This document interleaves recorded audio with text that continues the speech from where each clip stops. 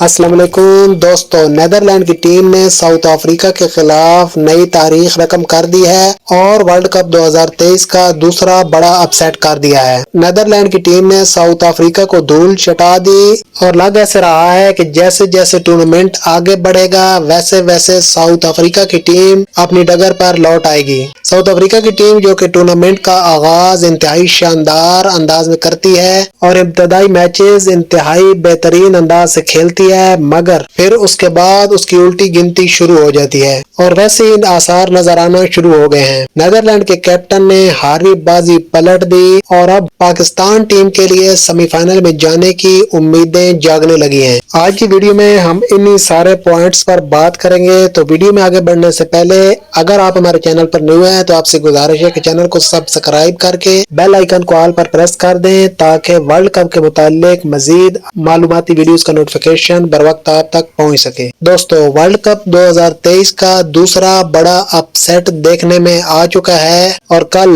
Netherland ने हारी बाजी जीत ली है। साउथ अफ्रीकन जो कि इंतहाई बदकिस्मत टीम समझी जाती है और चोकर्स के लकब से मशहूर है, क्योंकि ये टूर्नामेंट का आगाज तो बहुत शानदार करते हैं मगर फिर इन्हें पता नहीं क्या हो जाता है और बड़े मैचेस में आकर नाकाम हो जाते हैं।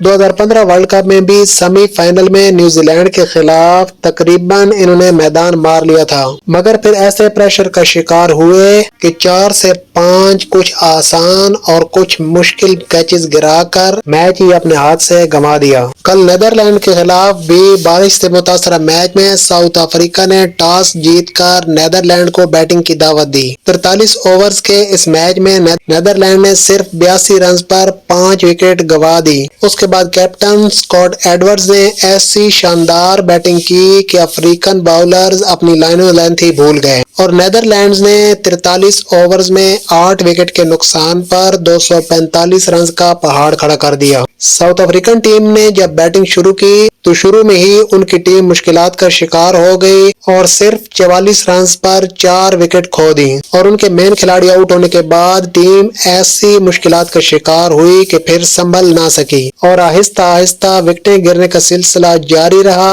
और पूरी टीम 42.5 ओवर में 207 रन तक ही पहुंच पाई और इस तरह अफ्रीकन पॉइंट्स टेबल पर भी तीसरी पोजीशन पर आ गए। साउथ अफ्रीका की इस हार से पाकिस्तान के सेमीफाइनल में जाने की उम्मीदें भी मजीद जाग उठी हैं, क्योंकि साउथ अफ्रीका निस्बतन एक आसान टीम के खिलाफ मैच हार गई है तो अभी उनके मुश्किल मैचेस आना बाकी हैं। मगर पाकिस्तान के सेमीफाइनल में जाने के लिए सिर्फ दूसरी टीमों की हार ही जरूरी नहीं है, बल्कि पाकिस्तान टीम का अपना भी परफॉर्म करना और अगले 6 मैचेस में से 4 मैचेस जीतना जरूरी है, तभी पाकिस्तान टीम सेमीफाइनल में जा सकेगी। तो ये थी आज की वीडियो। उम्मीद करता हूँ आपको पसंद आई होगी। अगर पसंद आई है तो वीडियो को लाइक, शेयर और कमेंट करें। मिलते हैं अगली वीडियो में, तब तक के लिए अल्लाह हाफिज।